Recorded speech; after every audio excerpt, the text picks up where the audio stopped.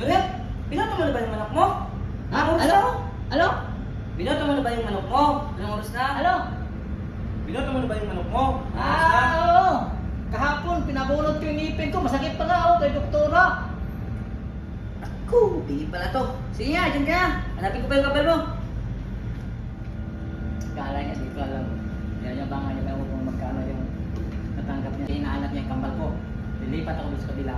Magpalit lang ako ng damit. Tingnan niya, di ba? Totoo yung sinabi ko. Kaya guys, samahan niyo ko doon.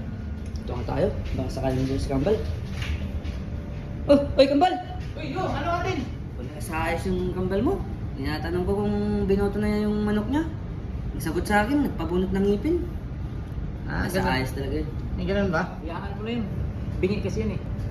Kaya anong balita ngayon sa kandidato mo? Panalo ba? Hindi pa tapos yung bilangan, pero alam mo na, tayo yung panalo. Siyempre, pasok dito, pasok dito. Mal, morning ka muna dyan ha. Hanapin ko muna si Insyong. Usapan kasi kami na mag-inom daw mo. Wala gusto yung botos. Sige na. Ingat kayo ha, huwag kayong maglasing. Oh, di ba guys? Totoo yung sinabi ko.